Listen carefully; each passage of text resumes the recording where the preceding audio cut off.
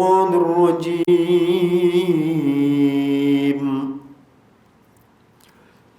ومن أحسن قولا ممن دعا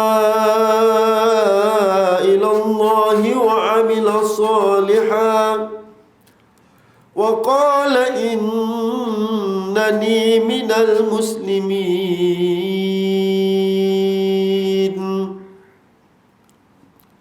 Dan tidak ada perkataan yang lebih baik bagi mereka itu selain daripada mengajak manusia ke jalan Allah, seterusnya melaksanakan amalan-amalan yang soleh.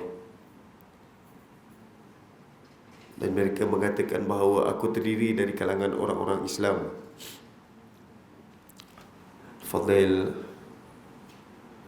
Tuan Imam, sahabat saya Ustaz Nasrun, seterusnya pengerusi Suruh Jubli Perak, Al-Ikhwan, seluruh saf kepimpinan,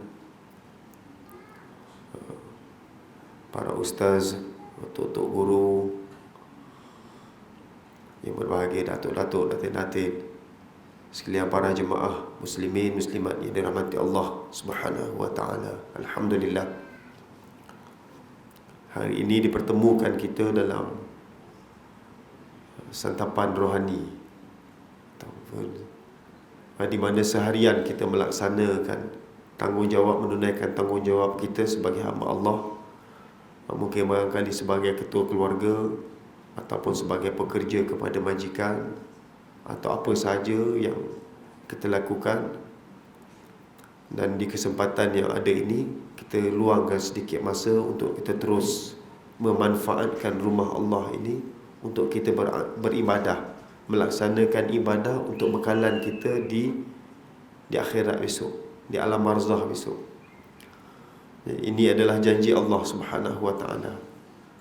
Maka kita menolong atas urusan agama Allah, maka Allah akan menolong kamu dan akan menetapkan hati-hati kamu. In tansurullaha yansurkum wa yutsabbit aqdamakum. Dan untuk meyakinkan, di dalam ayat yang saya sampaikan tadi, Allah Subhanahu wa taala juga menyebut, mengingatkan kepada manusia betapa diri manusia ini tidak lain tidak bukan dijadikan semata-mata untuk sembah kepada Allah. Ya ayyuhan nasu ubudu rabbakumul ladzi khalaqakum walladzina min qablikum la'allakum tattaqun.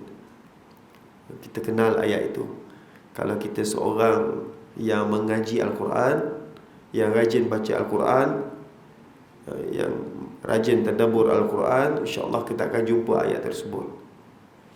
Wahai manusia, tidak aku jadikan diri kamu semata-mata untuk sembah kepada aku. Yang mana nak jadikan, nak didik, nak bimbing, nak bentuk hati kita ini termasuk dalam golongan orang-orang bertakwa. Tak lama lagi masuk bulan Ramadan, jumpa lagi ayat takwa. Ya ayyuhallazina amanu kutiba alaikumusiyam kama kutiba alal ladzina min qablikum la'allakum tattaqun. Ayat yang juga ada kaitannya dengan takwa. Diwajibkan ke atas kamu, wahai orang-orang beriman, berpuasa sebagaimana orang-orang sebelum kamu. Nak jadi, nak didik, nak bimbing, nak bentuk hati kita ni supaya kita masuk dalam golongan orang-orang yang bertakwa.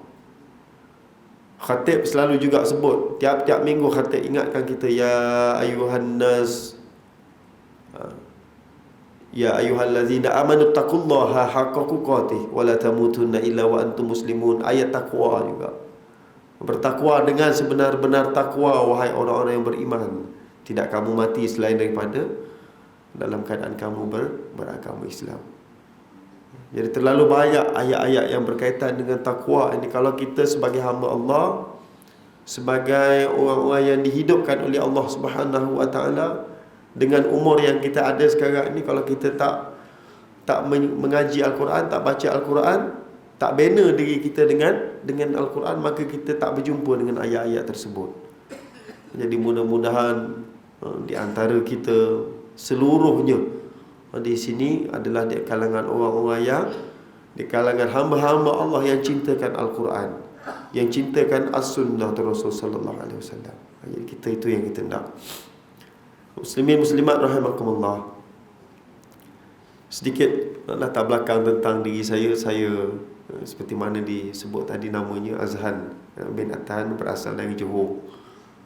Dulu kalau tuan-tuan perasan, tahun 2008 saya pernah dinobatkan sebagai anggota juara Akademi Nasyid TV9. Dulu cerita dulu. Sekarang ni ataupun sebelum daripada itu, saya terlibat secara langsung dengan aktiviti ataupun humanitarian mission, misi dakwah dan juga kemanusiaan, yang saya pernah terlibat secara langsung dengan Majlis Perundingan Pertubuhan Islam Malaysia di Gaza. Saya pernah 2 kali sampai ke Gaza. Waktu bersama saya ketika itu Cikgu Azmi Abdul Hamid sendiri, iaitu Presiden MAPIM, dan juga Saudara Datuk Syekh Muzaffar Syukur, yang juga bersama dengan saya pada ketika itu sekitar tahun 2011. Dan kami mengalami situasi yang amat getir pada ketika itu di Gaza.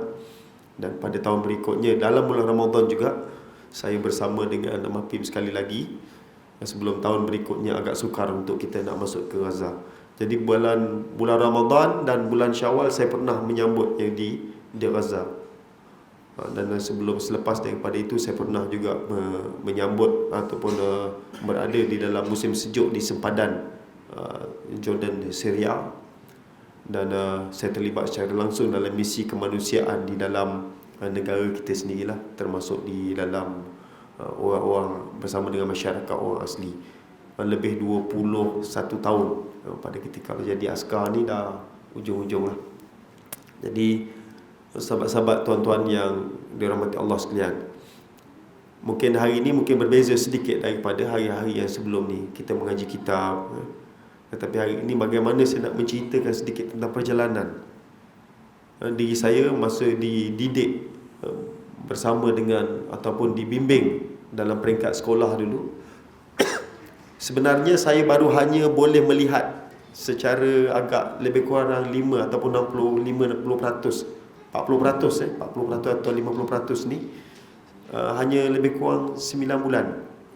Maknanya bulan 9 tahun lepas saya buat pembedahan sebelah kiri, dan baru boleh melihat wajah tuan-tuan lah di sini. Itu pun secara tidak jelas. Maknanya nampaklah baju Melayu putih, ada kain-kain hijau petak-petak, ada baju pakai jubah, ada serban warna kelabu, yang di ujung sana ada baju brown, lebih kurangnya begitu. Baru boleh nampak. Maknanya begitu. Kalau sebelum ni ada ujung sana ada baju hijau, kan? Mana boleh nampak? Yang atas sana duduk di kursi roda, tapi tak nampak wajahnya siapa, gerangannya. Baru boleh nampak. Sebelum ini saya ke Gaza, saya ke mana-mana saja saya dipimpin. Saya ke misi pendalaman kemanusiaan, misi dakwah belantara bersama masyarakat orang asli. Tidak ada kampung yang saya orang asli saya tidak masuk di dalam negara kita, khasnya di negeri saya lah, di Johor, dan juga di utara, di Perak.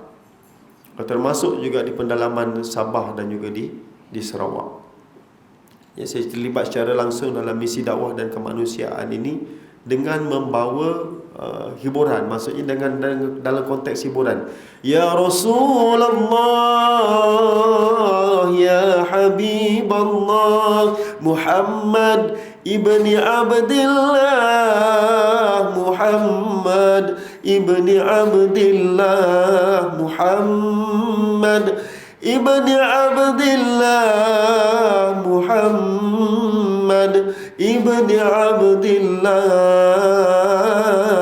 Muhammad ibni Abdillah, wa ya qari kitabillah, Muhammad ibni Abdillah, wa ya qari kitabillah, alaika hubbatul hadrat tujahid fi sabilillah, alaika hubbatul hadratu jahid fi sabilillah. Saya bawa kaedah yang macam itulah untuk bersama dengan masyarakat. Sebab apa? Orang-orang yang mendengar nazam ataupun mendengar syair-syair, yang mendengar qasidah-qasidah yang berkaitan dengan diri Rasulullah sallallahu alaihi wasallam, insya-Allah mudah-mudahan hati mereka ini akan jadi lembut. Dulu-dulu tuan-tuan, sahabat-sahabat sekalian, saya baca Al-Quran ini, saya tidak pernah menggunakan ataupun memang tidak tahu langsung dengan Quran biasa. Saya baca dulu dengan Braille. Saya sekolah di Princess Elizabeth School for the Blind. Mungkin tuan-tuan ataupun pimpinan masyarakat sini tahu, mungkin ada ahli keluarga ataupun anak-anak yang pernah dihantar ke sana di Johor Bahru. Saya sekolah menengah di English College dan sedikit pernah juga bersekolah di sekolah pendidikan khas setapak di Kuala Lumpur, dan di sebelah petangnya saya mengaji di Pusat Islam pada ketika itu. Sekarang ni dah TV Hijrah di sebelah Masjid Negara, dalam bidang nak canai macam mana konteks kaedah kita bertaranum. Saya ada kemahiran dalam bertaranum Quran. Dalam taranum Al-Quran ni ada banyak lagu-lagunya, banyak kaedahnya yang kita boleh, yang biasanya diguna pakai di dalam negara kita. Jadi itulah bekalan-bekalan yang saya perolehi. Dengan keadaan waktu itu penglihatannya memang tak boleh nampak. Mungkin kalau nampak pun waktu itu balam-balam ataupun samar-samar, kabur-kabur begitu.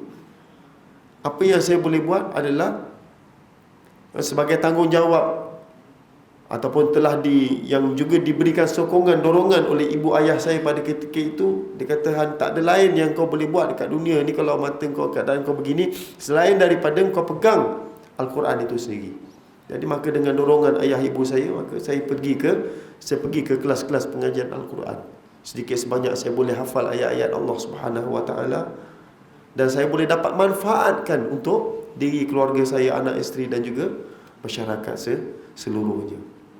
Ini yang saya bawa dalam konteks hiburan. Apa yang saya dibekalkan pada ketika itu, apa yang saya diamanahkan oleh masyarakat, oleh keseluruhan rakyat Malaysia waktu itu yang undi saya 3999 Akademi Nasyid Azhar datang, dapat juara. Apa yang saya nak banggakan tuan-tuan, selain daripada nak mengajak masyarakat terus kepada cinta kepada Allah dan Rasul sallallahu alaihi wasallam. Mengapa kita sombong memiliki Allah punya? Mengapa tidak malu kepada Allah yang ampunya?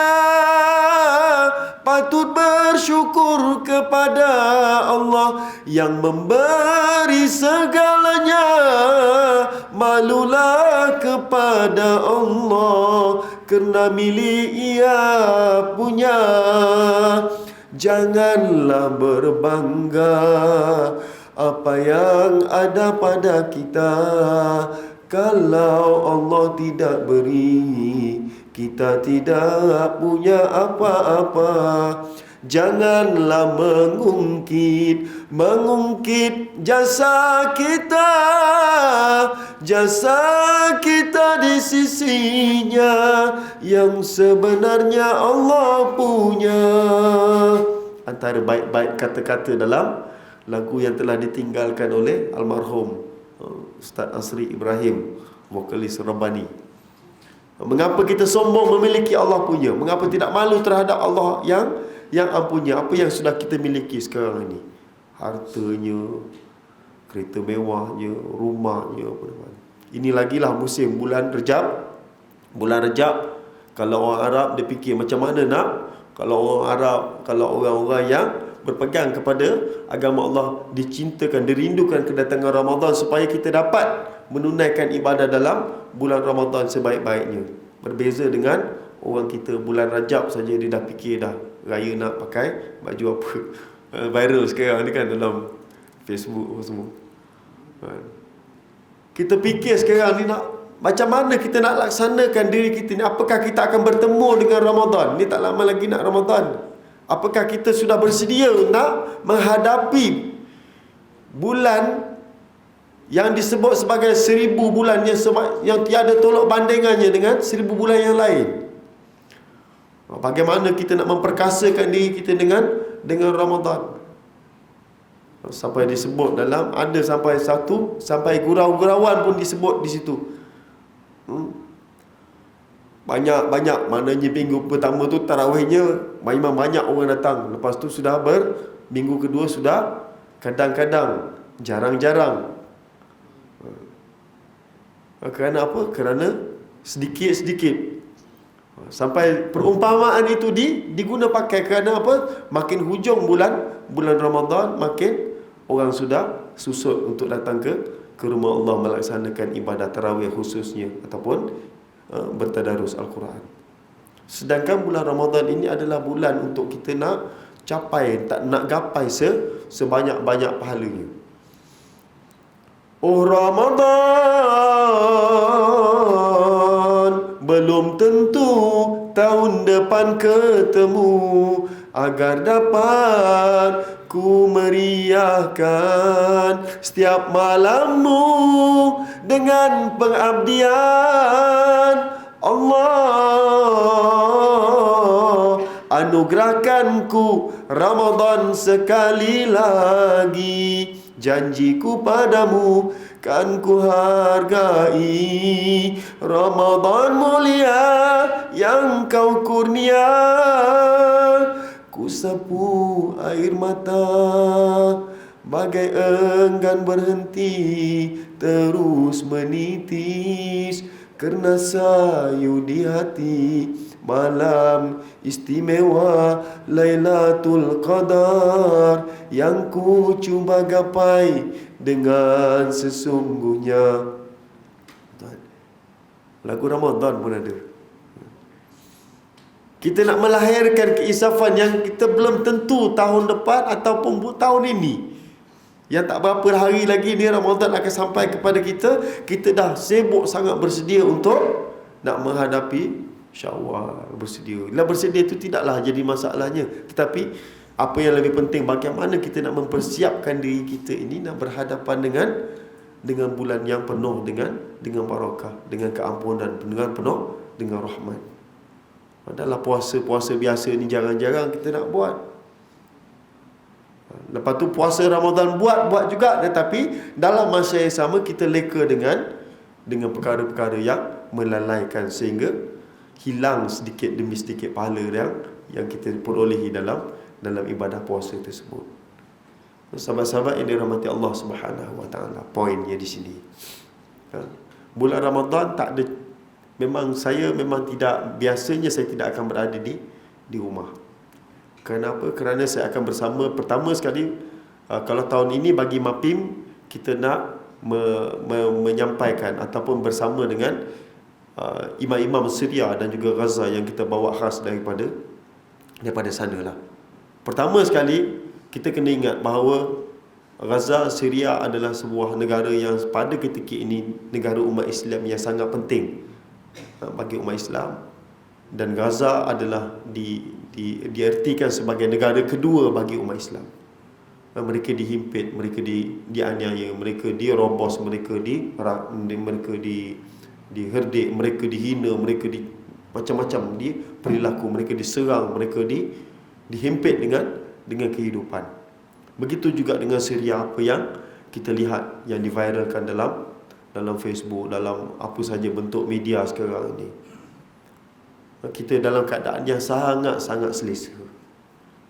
Saya sudah merasakan bagaimana keperitan, bagaimana yang dikatakan duduk di kem-kem pelarian. Saya sudah merasakan bagaimana keperitan, bagaimana yang disebut dengan peperangan. Bagaimana bom jatuh tu pun saya dah rasa tak serik lagi, pergi lagi. Bersama dengan Yayasan Amal, saya pernah merasakan bom jatuh waktu itu di Mindanao. Saya pernah pergi sekitar tahun 2008, 2009, 2010. Boleh kata tiap-tiap tahun. Tahun lepas sendiri pun saya bersama dengan Travel Amal 4x4, tim daripada tim Kelab Amal 4x4. Kami pergi 6 buah kenderaan, Malaysia, Thailand, Kemboja, Vietnam, buat ibadah korban, buat sekolah, madrasah. Bukan maksudnya kita nak nak cari dana ni ataupun kita nak mengumpul ni bukan masalah. Orang boleh sebut negara sendiri pun terlalu banyak fakir miskin dan sebagainya. Negara kita tuan-tuan ada skim, ada BRIM ada BRIM, ada kebajikan masyarakatnya, ada pusat zakatnya, semua cukup. Tetapi apakah jadi kepada mereka-mereka yang berada di dalam negara kita tetapi bukan warga negara? Umpamanya saya nak sebut Rohingya. Saya ada 3 madrasah orang-orang Rohingya di Johor umpamanya. Kalau di Kedah kita ada 1 di bawah MAPIM, di Johor kita ada 3 madrasah Rohingya. Ditaja oleh siapa tuan-tuan? Ditaja oleh masyarakat. Jangan harap kita nak dapat daripada Majlis Agama Islam, jangan harap kita nak dapat bantuan daripada pusat zakat, jangan haraplah kita nak dapat daripada agensi-agensi yang berwajib di dalam negara kita. Susah. Mereka hanya beri perlindungan, dan penempatan itu juga orang-orang yang mendatang di dalam negara kita, mereka terpaksa cari sendiri. Selain daripada kita menyediakan, macam kami daripada MAPIM, daripada NGO ni, kami menyediakan madrasah-madrasah untuk mengatasi masalah gejala sosial yang akan timbul kepada orang-orang yang datang dalam negara kita. Kalau kita tak baca ayat alladzina yu'minuna bil ghaib wa yuqimunas shalah wa mimma razaqnahum yunfiqun, ayat yang ketiga dalam surah Al-Baqarah, setelah ayat Alif Lam Mim zalikal kitabu la raiba fihi hudal lil muttaqin alladzina yu'minuna bil ghaib wa yuqimunas shalah wa mimma razaqnahum yunfiqun. Orang beriman kepada perkara yang gaib, mendirikan solat, dan seterusnya menafkahkan sebahagian daripada rezeki yang kamu peroleh itu kepada mereka yang memerlukan.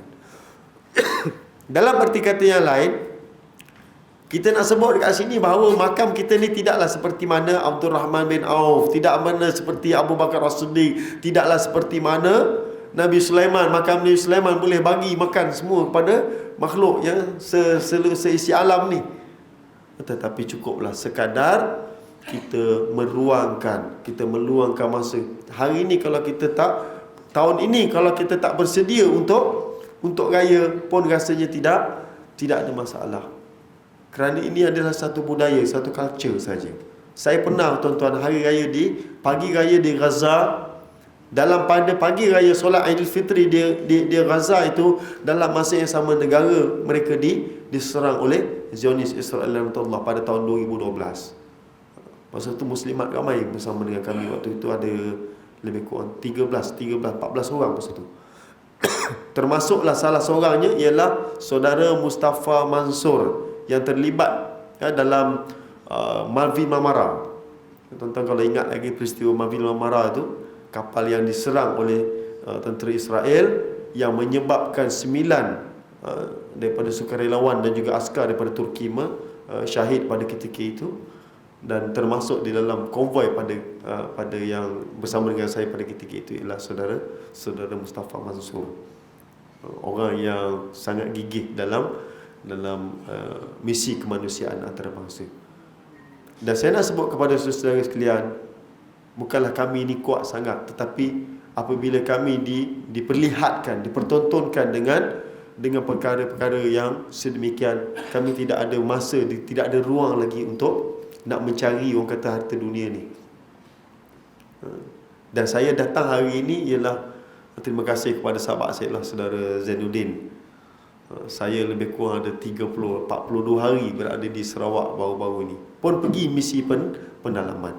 Bukan soal pilihan raya negeri Sarawak tu, tetapi secara kebetulannya memang ada misi-misi khas yang kita bersama untuk nak mendidik masyarakat. Umpamanya orang-orang Bidayuh, orang-orang Melanau yang mana mereka ini dapat Islam, masuk Islam, tetapi bimbingan terhadap mereka itu tidak sampai kepada mereka, yang akhirnya ada di kalangan mereka yang murtad semula. Sahabat saya ada seorang namanya Akhwan Afandi Zulkifli. Tuan-tuan boleh cari dalam Facebook dia, Akhwan Afandi Zulkifli. Beliau terlibat secara langsung dengan Sabah Care. Saya pernah bersama juga dengan beliau sewaktu kami menyelamatkan ataupun kami Kami memulihkan semula masjid yang dihuni dengan lembu dan kambing di Luanti, di Ranau Sabah. Siapa ada orang Sabah sini? Dan ada lagi beberapa masjid di Pitas, di Keningau, bukan di Lahad Datu, di Tuaran, kampung Sinansak Kiulu, saya ingat nama kampung tu. Kami pulihkan di antara masjid-masjid yang telah dihuni dengan lembu dan kambing. Kita imarahkan semula. Dan insya-Allah bulan Ramadan ini juga kami akan menghantar lebih daripada 80 orang imam ataupun lebih daripada itu untuk ke Sabah dalam mengimarahkan masjid-masjid dan musalla ataupun surau-surau di seluruh negeri Sabah, dengan kos yang ditanggung oleh jemaah masjid dan surau di mana tempat kami berada.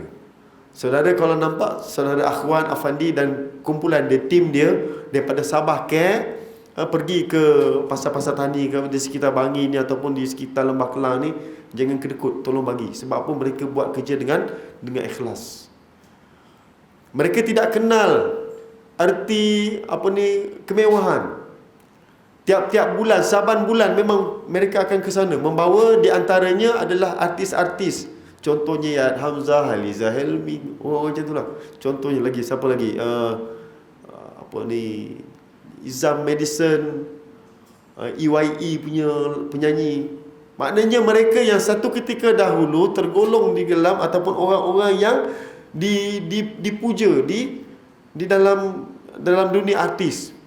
Tetapi apabila sudah umurnya mungkin berperingkat, sudah ada kesedaran, dapat ditarik oleh golongan-golongan artis juga yang tarik golongan-golongan ini, maka kami dapat bawa, dapat gunakan, dapat manfaatkan mereka ini ke misi-misi pendalaman di Sabah khususnya. Kalau Sarawak ni mungkin ada sedikit payah sebab kita terpaksa bersama dengan masyarakat, orang-orang Iban dan sebagainya. Tetapi kalau di Sabah ini dia lebih agak terbuka dan lebih mudah untuk kita nak masuk, apatah lagi di kalangan sahabat-sahabat kami yang berada di sana sudah boleh menguasai bahasa Kadazan, bahasa Bajau, bahasa dusun. Maknanya 3 bahasa utama di Sabah ni, Kadazan, dusun dan Bajau ini adalah di antara bahasa yang sangat-sangat perlu kita kuasai untuk membolehkan kita masuk kepada masyarakat mereka, di kalangan mereka, menjadi sahabat-sahabat yang dirahmati Allah Subhanahu wa taala.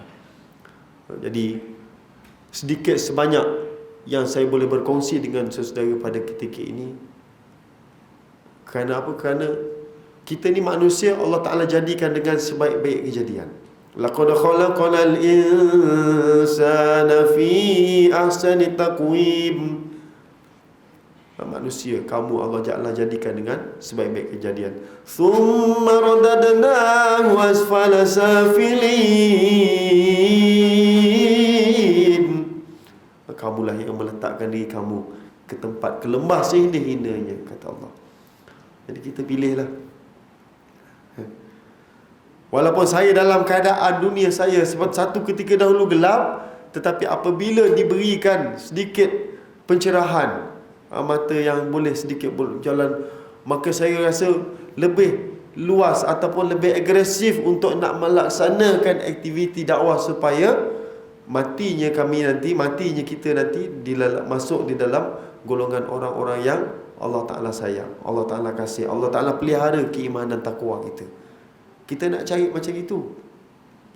Sebab sebelum ni saya tak pernah nak rasa dunia yang terang. Sekarang ni tuan-tuan, saya boleh naik basikal. Dulu tak boleh langsung.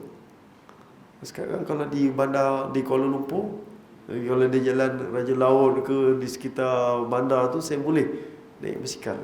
Di Sarawak pun hari tu saya beli basikal. Sebab kita nak pergi bertemu dengan pemancing-pemancing ikan. Sebab sana banyak sungai. Kita nak bertemu dengan orang-orang yang berada di tepi-tepi jalan. Maka itu perlu kita gunakan skill yang kita ada. Selain daripada saya bawa saya punya keyboard, selain daripada saya bawa saya punya apa sahaja alat-alat media yang saya boleh guna pakai untuk menarik perhatian mereka supaya datang kepada kita, dan dalam masa yang sama kita bacakan Al-Quran kepada mereka. Kita bacakan, kita bawa ajak mereka zikrullah. qasidah dan sebagainya. Sebab di surau-surau, kalau di masjid di Sarawak baru-baru ni yang saya pergi, imamnya memang sangat perfect. Di kalangan, walaupun surau ke masjid ke di kawasan kampung, imamnya memang perfect, baca memang best. Memang best. Imam kita pun sedap, simple. Tetapi bacaannya sangat baik. Mereka sangat pelihara perkara-perkara itu.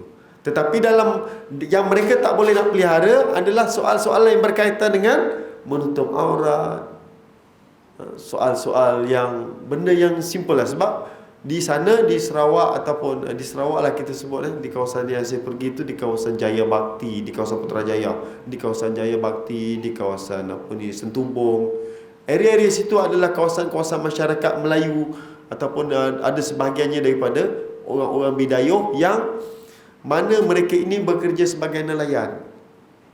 Dan memang kalau dari sudut, minta maaf kaum ibu, mereka memang susah sangat nak tutup aurat, sampai kita mengadakan program bagi tudung, kain tudung. Kamu ni memang cantik, tapi kalau kamu pakai tudung lagi nampak cantik. Macam tu. Umpama kita orang yang suka sangat dipuji. Jadi kat sana orangnya memang putih-putih, nampak mata dah nampak. Ku putih. Di Sarawak ku putih tak laku, sebab orangnya memang putih-putih. Jadi kita mengadakan program-program masakan ke, ataupun program-program yang boleh menaikkan semangat mereka cintakan Al-Quran, hafazan Al-Quran kepada anak-anak. Sebab di kalangan anak-anak juga ada yang tak boleh baca Quran, sebab di sana gejala sosialnya tak begitu nampak seperti macam di Semenanjung. Kerana mereka sudah terbiasa dengan keadaan yang tidak menutup aurat, pergaulan sosial yang mungkin sudah jadi perkara biasa bagi mereka. Jadi batasan-batasan dalam Islam itu tidak dapat disampaikan kepada mereka, ataupun pihak yang berwajib tidak dapat nak mengadakan pegawai-pegawai daripada Jabatan Agama sebagainya untuk sampai kepada mereka. Maka yang sedar ini adalah di kalangan guru-guru ataupun di kalangan kaki tangan kerajaan yang dihantar ke sana. Kalau tidak semuanya, orang kata sebahagiannya juga tak mampu nak melaksanakan kerja-kerja dakwah ini kerana keterbatasan dari sudut dana. Maka kamilah daripada Semenanjung, daripada NGO mereka, contohnya daripada Hikmah, daripada MAPIM sendiri, daripada Yayasan Amal, kami turun ke Padang. Kami bertemu dengan mereka ini. Tuan-tuan, saya nak sebut 21 tahun saya duduk dalam bidang ataupun misi kemanusiaan ini. Memang hutan mana yang saya sebut saya tak masuk. Mungkin ada di kalangan jemaah surau sini yang nak bersama. Kalau tidak, kata bulan puasa ini lepas raya. Kalau bulan puasa kita nak pergi biasanya dalam 20 hari bulan ke atas lah. Sebab di awal ini memang kami kalau boleh mendapatkan seberapa banyak dana yang boleh, sebab nak bagi kepada beberapa tempat. Pertama sekali dengan Sabah Care. Sabah Care sangat memerlukan. Saya ni kadang-kadang orang jumpa saya, Zahan, entah kalau pergi ceramah mana-mana, pergi cari untuk Sabah Care, kadang-kadang untuk sekolah Rohiyah. Sebab kadang-kadang tuan-tuan nak sebutnya kita tak mampu nak pergi, tetapi dalam masa yang sama insya-Allah kita boleh menyalurkan dari sudut ke perkara yang lain. Ataupun kalau tuan-tuan sendiri berhajat ataupun bersedia untuk nak beraya tahun ni dekat tempat orang asli, boleh. Saya boleh aturkan.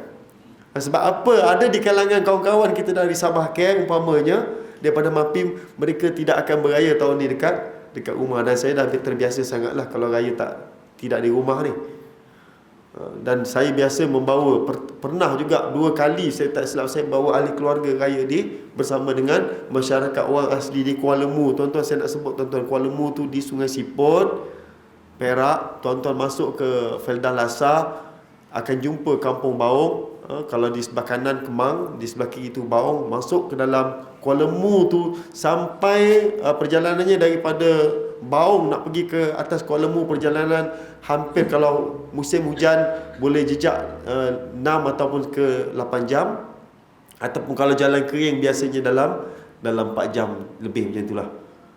Dan akan bertemu 2 sungai. Satu sungainya airnya panas, iaitu sungai yang datang daripada Gua Musang, daripada Kelantan. Kalau sungai yang sejuk itu daripada Genting Highland. Itu sungai, itu adalah Kuala Lembu di Perak. Dan Kuala Lembu ini juga, kalau kita masuk lagi ke dalam dengan trekking, dengan jalan kaki, kita boleh sampai ke pos Tuel ataupun pos Hanir, yang memakan masa kalau jalan kaki lebih kurang dalam 5 ataupun 6 jam. Bagi masyarakat orang asli, itu perkara biasa. Dan bagi tim kami, daripada tim 4x4, Kelab Amal 4x4, dan juga daripada Redah, Kelab Redah, dan juga daripada Raja Rimba, kami biasa buat misi dakwah di pendalaman macam itu. Di antaranya, tuan-tuan, apa hikmah di sini? Saya banyak dapat menarik, saya dapat banyak menarik mereka-mereka yang gilakan 4x4 ni, suka sangat masuk hutan, buang duit. Bila sekali masuk hutan, bila keluar, dia akan menghabiskan ribu-ribu duit untuk nak betulkan kenderaan dia. Tetapi apabila kami dapat sentuhan, kami dapat bertemu dengan mereka ini secara personal ataupun dalam WhatsApp group ke dan sebagainya, kami dapat didik mereka, tarbiyah mereka, ajak mereka sekali untuk bersama-sama dengan kami dalam menjejaki masyarakat orang-orang asli yang pada ketika ini orang-orang Kristian masuk kepada mereka.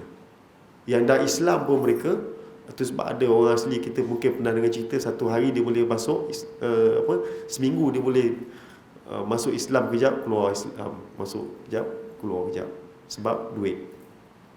Tetapi apabila mereka masuk Islam, mereka pegang Islam dengan sebenar-benarnya orang asli ini, mereka, kita dapat pegang mereka ini, insya-Allah, tuan-tuan, percayalah bahawa mereka ini akan teguh dengan Islam. Kerana apa?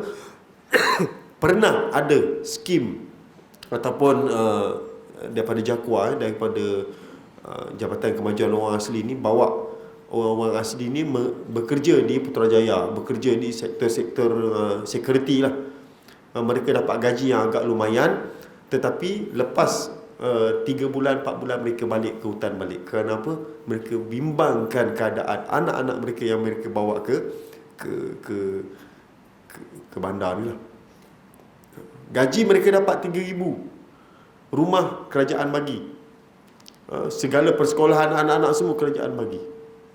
Tetapi hati mereka tidak tenang, yang akhirnya ramai di kalangan kawan-kawan orang asli yang saya kenal sendiri, di antaranya di Kuala Lembu, ataupun di pos-pos yang berhampiran, Bersah, KF, di antara satu jalan lah, Pos Siom. Tuan-tuan boleh cari dalam Google tu, boleh cari nama-nama yang saya sebut ni. Jadi di kalangan mereka banyak balik semula ke kampung halaman mereka, cari buah-buah hutan ataupun kayu-kayan ataupun rotan dan sebagainya. Mereka lebih rela buat kerja-kerja itu, walaupun sehari dapat 10-20 ringgit, tak apa kata dia, berbanding dia dapat gaji bulan-bulan 3-4 ribu dengan allowance dan sebagainya di Putrajaya ataupun di Kuala Lumpur, sekitar Kuala Lumpur ni, ataupun di Johor Bahru ada yang dapat ni. Jadi mereka risaukan anak-anak mereka, terlibat dengan gejala sosial yang mereka sendiri tak boleh nak kawal. Akhirnya mereka bawa ahli keluarga mereka balik ke kampung. Maka itu, sahabat-sahabat sekalian, kita kena pegang orang-orang ni. Kita kena tarbiyah mereka, kita kena didik dia, kita kena bimbing dia dengan cara Islam. Mudah-mudahan insya-Allah boleh manfaatnya, terutamanya pada diri kita. Dalam masa yang sama kita mengulang kaji apa yang telah kita pelajari dulu-dulu, dan dalam masa yang sama kita dapat sampaikan khazanah-khazanah yang telah ditinggalkan, pusaka-pusaka yang telah ditinggalkan oleh Rasulullah sallallahu alaihi wasallam melalui Al-Quran dan As-Sunnah itu kepada mereka-mereka yang tidak faham ataupun tidak mengenali Islam dengan secara keseluruhannya. Jadi kita break isyak dulu sekejap. Isyak.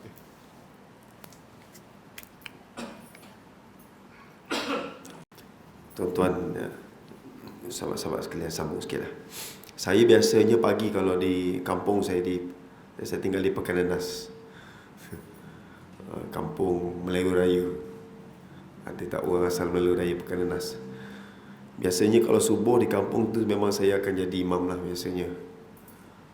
Di kampung ni kami cuba nak imarahkan, sebab surau kampung ni biasanya tak akan jumpa sembahyang jemaah yang ramai macam ini. Kampungnya biasa kalau dulu-dulu 3 orang, 4 orang, 5 tu lah biasanya. Alhamdulillah dengan pendekatan usaha-usaha yang kita jalankan, kesedaran-kesedaran yang kita terapkan, terutamanya kepada ayahanda-ayahanda kita yang ada dekat kampung tu. Jadi hidup kita ni tak ada lain, kita akan kembali kepada Allah. Sebelah surau tu memang kubur. Dan saya biasanya kalau hujung-hujung minggu ataupun dalam keadaan ruang-ruang, saya akan, orang kata, hati ke hati dan kepada anak-anak kampung kita. Bagaimana kita nak didik masyarakat ini. Biasanya kalau tuan-tuan saya sebut tadi dengan salah seorang jemaah kita di belakang tadi, kalau solat jenazah, orang kampung semua dah, ataupun yang datangnya solat jenazah mungkin yang tertentu saja, tetapi yang datang untuk melihat ataupun berbual, bersembang, isap rokok ramai. Tetapi nak sembahyang jenazah pun tak reti soal pengurusan jenazah. Jadi sayang kalau kita bermasyarakat, kalau kita, walaupun kita tidak di kalangan ustaz, kita tidak di kalangan kepala masyarakat, tetapi selagi mana kita berupaya untuk menyampaikan Islam ini dengan secara apa sekalipun, kita kena sampaikan juga. Kita kena juga beri kesedaran kepada masyarakat bahawa dunia ini sudah akhir zaman. Tak ada apa lagi yang kita nak kejar. Bagi yang dah pencen-pencen macam saya, walaupun umur baru 44 sekarang ni, tapi saya rasa kita sudah tidak jauh lagi dah dengan janji Allah bahawa dunia kita ni hanya sementara. Akhirat jualah yang kekal selama-lamanya. Ini pesanan daripada khatib tiap-tiap Jumaat. Jadi kita tidak ada yang kekal selama-lamanya. Jadi kita, apa yang kita nak sekarang ini adalah redha, nak mardatillah, keredaan daripada Allah. Kita nak capai matlamat untuk kita dikasihi oleh Allah Subhanahu Wa Taala. Maksudnya kalau kita nak berehat pun sekarang ini, kita kena fikir, aku nak rehat waktu sekarang ni ke, ataupun aku nak rehat di alam barzakh dalam keadaan diri yang lebih tenang. Kalau kita rasa kita nak berehat dekat rumah, ataupun siang harinya kita bekerja, malamnya kita nak merasakan rehat yang baik di rumah, maka kita carilah harta banyak, dan kita gunakanlah segalanya untuk di rumah. Tetapi kalau kita nak berehat di akhirat, berehat di alam barzakh, dengan setenang-tenangnya kita carilah harta, kita bantulah orang-orang yang memerlukan. Bukan saya nak kempen, bukan hari ni sebab saya datang sini sebab ustaz sebut pasal nak kutip danau, bukan persoalan gitu. Bukan saya pun, orang lain pun tuan-tuan, kalau kita jumpa, bagilah. Pada saya sudah mengalami, saya sudah berada di orang kata sudah kalaupun tidak mungkin tidak, kehidupannya tidak semewah ataupun tidak mewah, tetapi saya rasa saya sudah puas berjalan ke negara orang, sudah berjalan ke negeri-negeri orang, di seluruh tanah air kita, di Semenanjung, di Sabah, Sarawak, ataupun di mana-mana saja, di Thailand, Kemboja, Vietnam, di Laos, mana lagi, di Burma, di pulau-pulau yang di sebelah pantai barat, bertemu dengan masyarakat umat Islam yang majoritinya orang-orang Melayu, yang berbangsa Melayu. Kalau di sebelah pantai barat, daripada Setoi, daripada Perlis, Satun, daripada Krabi, Phuket, naik ke atas sampai ke Ranong, di sebelah barat, pantai barat, di pulau-pulau itu, kebanyakannya tuan-tuan saya nak sebut, kebanyakannya adalah orang-orang Melayu yang mengamalkan cara hidup Islam. Tuan-tuan boleh ambil flight, ataupun tuan-tuan boleh bawa kenderaan, tuan-tuan pergi sampai ke Ranong. Saya nak sarankan, cubalah. Mungkin otai-otai ada kat sini, veteran-veteran ada kat sini, ada kenderaan, tak kisah, bawa, boleh bawa kenderaan sampai ke Ranong. Sampai ke Ranong, pergi ke jeti. Tuan-tuan ada dua pilihan. Kalau bawa pasport, tuan-tuan, kalau memang kena pasport lah. Kalau tuan-tuan nak pergi ke Burma, Myanmar, di pulau Victoria Island, tuan-tuan boleh pergi ke sana. Ataupun tuan-tuan nak pergi ke Pulau Pingai, tuan-tuan boleh ziarah, yang mana masyarakat umat Islam, orang Melayu cakap Telo, Pelet Kedah, Pelet Utara, yang mana mereka ni mengamalkan cara hidup Islam lebih baik daripada masyarakat di Malaysia. Saya nak sebut terang kat sini. Ini pengalaman. Ataupun sebuah lagi pulau di Phuket, di Coconut Island, mereka juga mengamalkan Islam dengan sangat-sangat baik, kerana cuma ada sebahagian daripada tanah mereka ini telah dijual kepada Mak Saleh, kepada warga asing, kepada orang putih, yang dijadikan tempat kelab maksiat. Tetapi akhirnya kelab tu ditutup. Kerana apa? Kerana Al-Quran, kerana naskah risalah Al-Quran, risalah Islam itu, mereka panas duduk di tempat itu. Ini satu keajaiban, tuan-tuan. Tuan-tuan boleh ziarah. Jadi ini di antara pengalaman. Jadi kita kena pegang teguh dengan Al-Quran ini. InsyaAllah mudah-mudahan Al-Quran akan jaga kita. Orang yang pegang Al-Quran ni, yang hafal Al-Quran, api neraka tidak ada hak untuk nak sambar diri mereka ni. Jadi tuan-tuan kena jaga Al-Quran. Kalau saya lah dalam keadaan, jangan sebut sebab apa? Dunia saya memang dunia mata tak nampak. Saya baca Al-Quran dengan braille. Nak tak nak, saya terpaksa kena kejar. Saya kena kuatkan diri, saya kena kuatkan tekad azam saya untuk nak dekatkan diri dengan Al-Quran, sebab saya ada keupayaan untuk daya ingatan, untuk menghafal. Dan tidak ada cara lain untuk saya nak dekat dengan masyarakat selain daripada dengan konteks Al-Quran. Mungkin ada orang lain boleh baska, boleh menyanyi. Saya pun boleh nyanyi juga. Lau kana bainana al-habib, ya Rabbi qad ghafilna wa kulluna tama'un. Ya Rabbi qad ghafilna wa kulluna tama'un. Nak sebutnya tuan-tuan, orang yang lalai, kami leka, kami lupa, kami sombong, kami banyak buat maksiat. Namun ramai di kalangan kami yang apabila kami sedar kami tergantuk, kami sudah diuji, kami sudah teruji, maka kami minta keampunan daripada-Mu ya Allah. Fi afwin wa fi karamin, kami mohon belas kasihan daripada-Mu ya Allah. Wa fi ataqin, kami mohon Kau jauhkan kami daripada siksa neraka, siksa kubur, fitnah hidup, fitnah mati, fitnah dajjal. Rasul sallallahu alaihi wasallam mengajar kepada kita, Allahumma inni a'udzubika min azabil qabri wa min azabin nar wa min fitnatil mahya wa mamat wa min fitnatil masyahid dajjal. Setiap kali sebelum beri salam, Nabi selalu baca ayat. Nabi akan amalkan doa ini. Allahumma inni a'udzubika, Allah ya Allah, jauhkan aku berlindung daripada-Mu, a'udzubika min azabil qabri wa min azabin nar, daripada siksa kubur, siksa api neraka, wa min fitnatil mahya wa mamat, fitnah hidup, fitnah mati, fitnah dajjal. Amalkan tuan-tuan. Kita ada keupayaan, kita masih ada kesempatan, masih ada ruang untuk kita nak upgrade. Kita update status diri kita ini terhadap Allah Subhanahu Wa Taala. Hari ini jangan update status Azhar datang sini. Update status diri kita untuk kita lebih dekat kepada Allah Subhanahu Wa Taala. Wa jannatin ma'a sayyidil bashar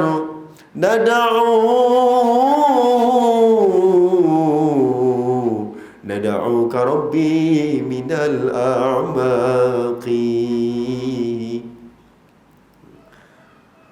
Ya Allah, masukkanlah kami bersama dengan penghulu manusia ke dalam syurga-Mu. Siapa penghulu kita? Tidak lain tidak bukan Nabi Muhammad sallallahu alaihi wasallam. Nad'u, kami mohon kepada-Mu ya Allah, yang lahirnya nad'u ka rabbi minal a'maqi, kita memohon kepada Allah Subhanahu Wa Taala yang datangnya, yang lahirnya dari hati kami yang paling dalam. Andai Rasulullah masih ada, lau kana bainana al-habib. Tuan-tuan bukalah YouTube, dengarlah lagu tu nanti sampai habis. Di hujung tersebut, ya Habibi ya Muhammad, Allah Ta'ala kategorikan Rasul sallallahu alaihi wasallam itu sebagai kekasih dia. Ya Tabibi ya Mumajjad, menjadi pengubat hati tatkala manusia tercari-cari kat mana nak tujukan hidup, nak tujukan arah hidup ini. Tercari-cari apabila kita dah dalam keadaan terantuk, dalam keadaan susah, dalam keadaan kita tercari-cari arah tuju, dalam keadaan kita tak ada pegangan, pedoman kita lari dan sebagainya. Apabila kita ingat Nabi sallallahu alaihi wasallam, dialah juga pengubat hati tatkala manusia berada dalam kebingungan, kemurungan, kesilapan dan sebagainya. Jadi Rasul sallallahu alaihi wasallam itu sebagai pengubat. Antazul fadil muayyad, tiada tolok bandingan diri Rasulullah dengan makhluk-makhluk Allah yang lain. Jalla man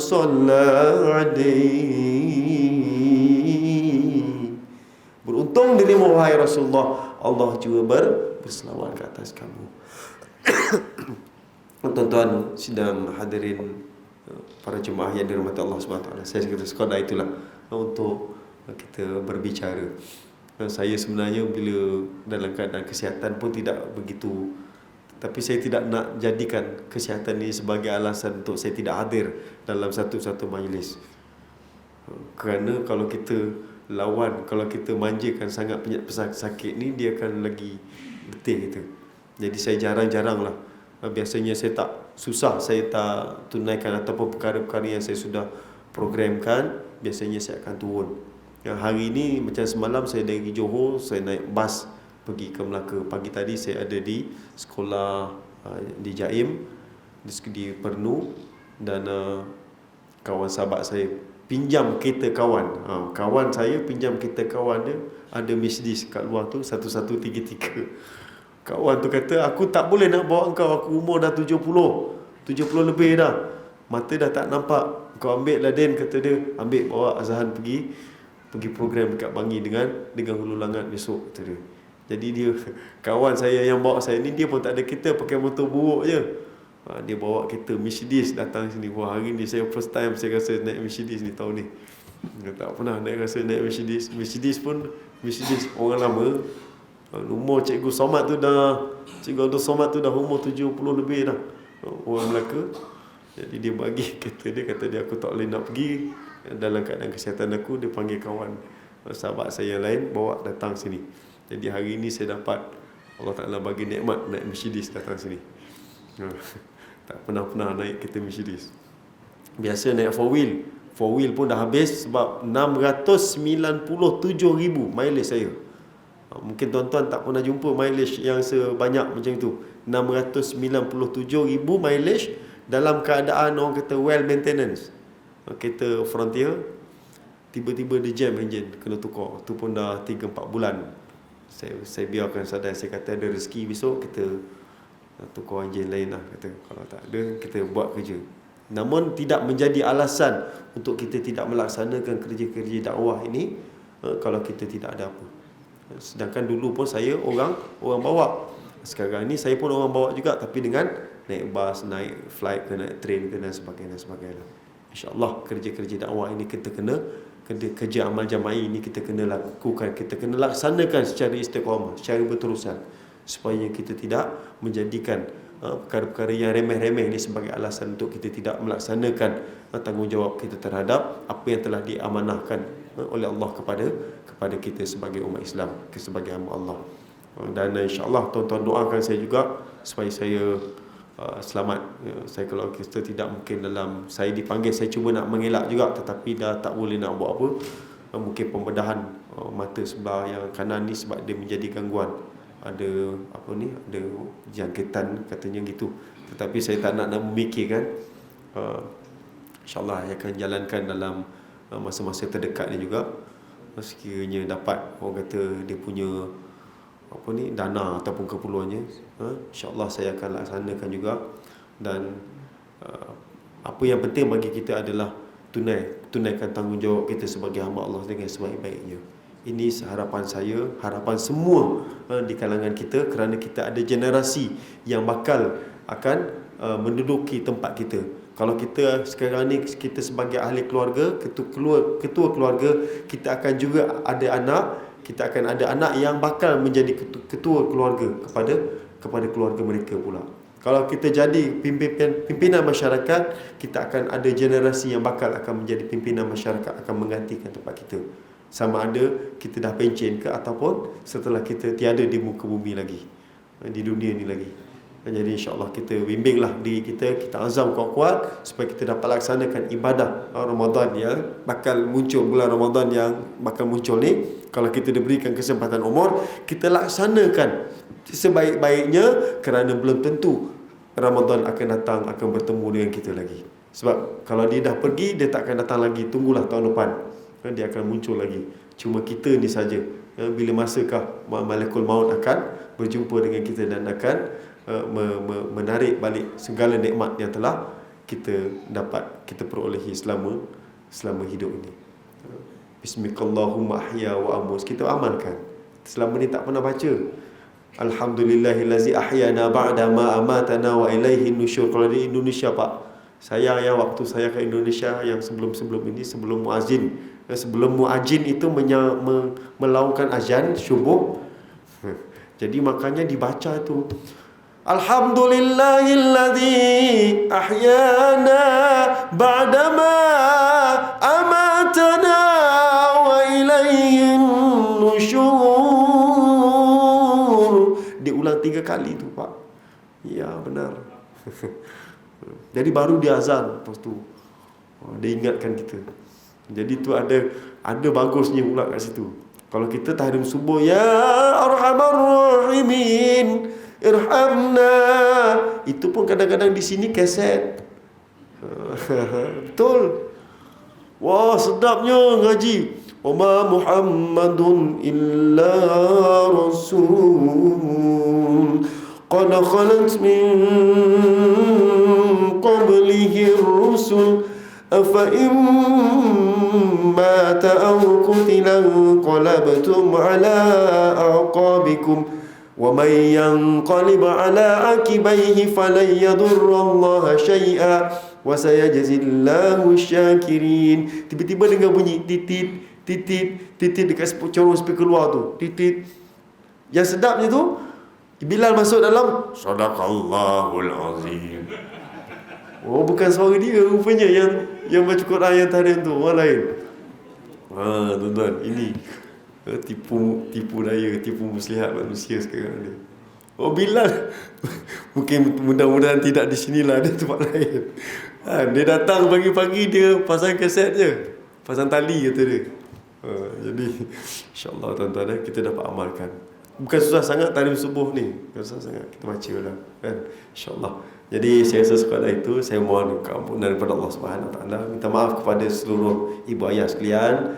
Dan insya-Allah hari-hari ini adalah hari yang terbaik untuk kita daripada hari-hari sebelumnya, dan mudah-mudahan hari-hari yang datang juga lebih-lebih baik lagi lah, untuk kita mencapai matlamat, untuk kita menjadi hamba-hamba Allah yang soleh dan soleha, insya-Allah. Jadi saya rasa sekadar itu, dan insya-Allah jika ada dana-dana yang nak disalurkan, boleh bentang sejadah dan tolong seal. Tolong seal, insya-Allah mudah-mudahan saya akan dapat menyampaikan amanah kepada yang mereka berkenaan, dan insya-Allah mudah-mudahan kita juga akan termasuk di dalam golongan orang-orang yang senantiasa dibantu oleh Allah Subhanahu Wa Taala untuk perkukuhkan keimanan, takwa dan kekuatan kita, di samping diberikan rezeki yang berlipat ganda lagi, insya-Allah.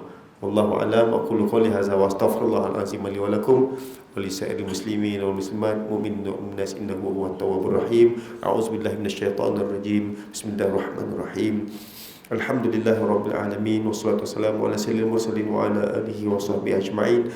Allahumma rabbana taqabbal minna du'ana wa salatana wa hajatana innaka antas samiul alim wa tub 'alaina innaka antat tawwabur rahim. اللهم افتح علينا فتوح العارفين وارزقنا فهم النبي نبيه الخاتم المرسلين. اللهم رضينا بالله ربا وبالإسلام دينا وبمحمد نبيا ورسولا. بسم الله الذي لا يضر مع اسمه شيء في الأرض ولا في السماء وهو السميع العليم. اللهم ارحمنا فإنك بنا رحيم ولا تعذبنا فإنك علينا قادر. اللهم الطف بنا فيما جرى به المقادير وتوب علينا والحاضرين وتوب علينا والحاضرين وتوب علينا والحاضرين واعف وزكنا ما يقول. Amin, amin ya Allah, amin ya Allah, ya Allah, ya Rabbal Alamin. Allahumma barik lana fi Sya'ban wa ballighna fi Ramadan. اللهم ارزقنا فهم نبي الخاتم المرسلين. اللهم ربنا هب لنا من أزواجنا وذريتنا قرة أعين واجعلنا للمتقين إماما.